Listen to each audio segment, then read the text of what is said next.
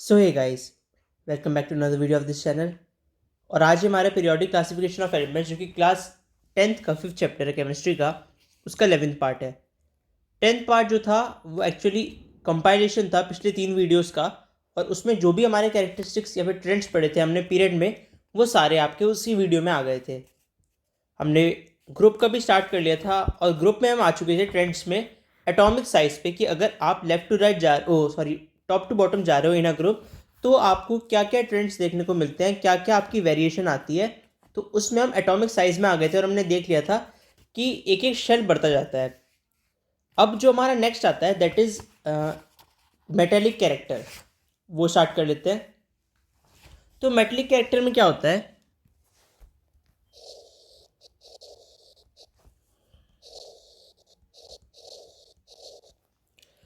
किसी भी आपके एलिमेंट का मेटेलिक कैरेक्टर को हम इलेक्ट्रोपॉजिटिव कैरेक्टर कहते हैं। कैसे वो इलेक्ट्रॉन को लूज़ करता है, उसे हम उसके अगर इजीली लूज़ कर पा रहा है तो वो उसमें इलेक्ट्रोपॉजिटिविटी ज़्यादा बढ़ जाती है।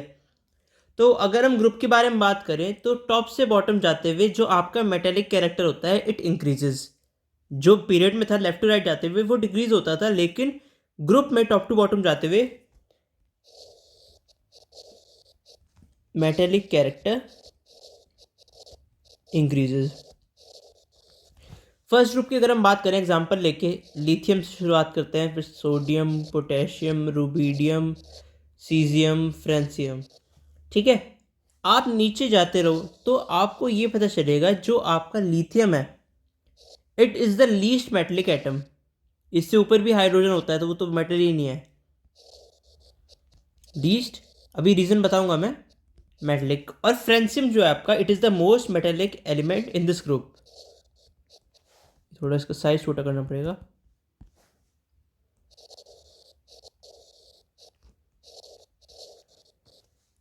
एटम नहीं, सॉरी, एलिमेंट।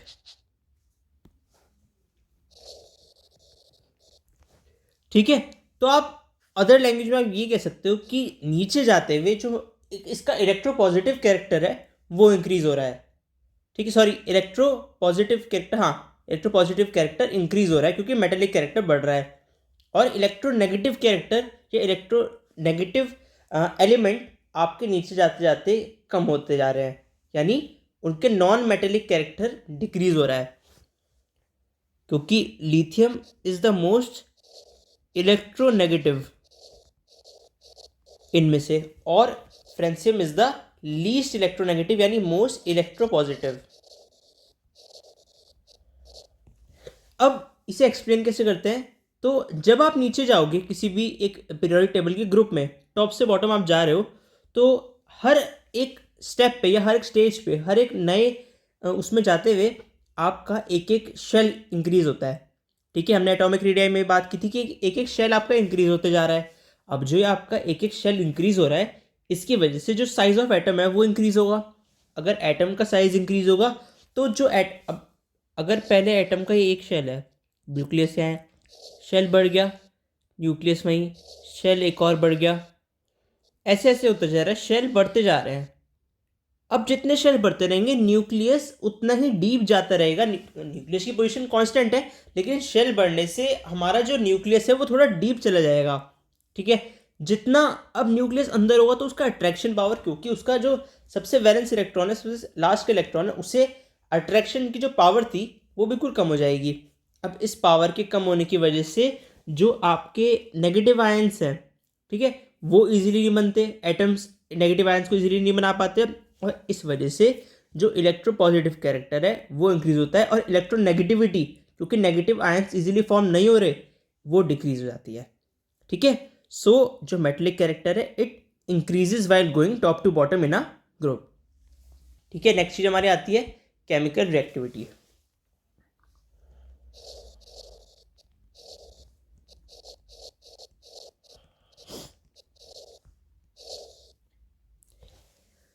अब जो एक आपके पीरियोडिक टेबल में ग्रुप है, उसमें जो भी एलिमेंट्स हैं आपके, सबका सिमिलर एक इलेक्ट्रॉनिक कॉन्फ़िगरेशन होता है, क्योंकि जो उनके वैलेंस इलेक्ट्रॉन होते हैं उनकी वैलेंसी होती है वो सेम होती है।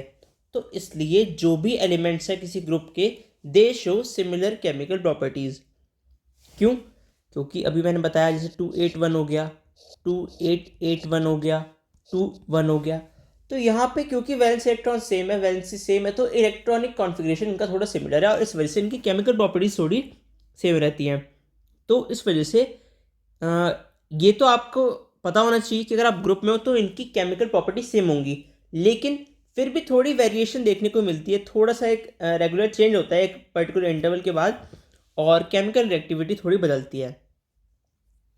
जो केमिकल रिएक्टिविटी होती है मेटल की वो बढ़ती है while going down in a periodic table, वहीं जो केमिकल रिएक्टिविटी है नॉन मेटल की वो कम होती जाती है while going down in a group of periodic table. जैसे lithium, sodium, potassium, rubidium, caesium, francium. ठीक है, तो lithium is the least reactive क्योंकि ये सारे मेटल्स हैं, और francium is the most reactive. वहीं अगर आप नॉन मेटल की बात करो तो हम ग्रुप 17 ले लें, अगर फ्लोरीन, क्लोरीन, ब्रोमीन, आयोडीन, हमने हेलोजेंस ले लिए। इसमें fluorine is the most reactive और iodine is the least reactive. क्योंकि जब हम ग्रुप में नीचे जाते हैं तो जो उनकी टेंडेंसी होती है इलेक्ट्रॉन लूज करने की वो बढ़ जाती है। अब क्योंकि अट्रैक्शन आपका इतना टाइट नहीं होता, इतना अच्छा नहीं होता न्यूक्लियस से, इस वजह से क्योंकि इलेक्ट्रॉन इजीली लूज हो जाता है तो केमिकल रिएक्टिविटी बढ़ जाती है। वहीं अगर आप नॉन मेटल की बात करो, tendency to gain atom electron decreases. ठीक है, इस वजह से जो उनकी रिएक्टिविटी है वो डिक्रीज हो जाती है। ये दोनों रीजंस की वजह से केमिकल रिएक्टिविटी में ऐसा थोड़ा अलग दोनों का ट्रेंड देखने को मिलता है। लास्ट आता है हमारा नेचर ऑफ ऑक्साइड्स।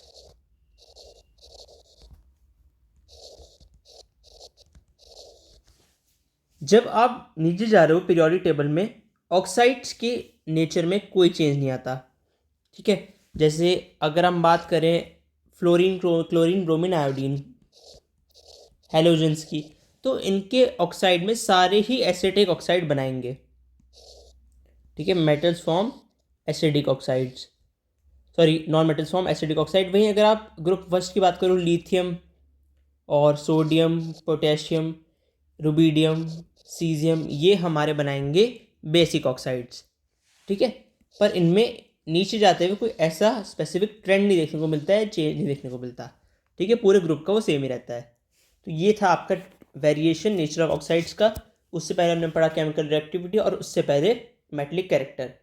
जो हमारा पहले ख़त्म हो चुका था इसमें था वैलेंस इलेक्ट्रॉन, वैलेंसी और एटॉमिक साइज, और इसी के साथ हमारा जो ग्रुप के भी ट्रेंड्स हैं वो भी खत्म हो जाते हैं।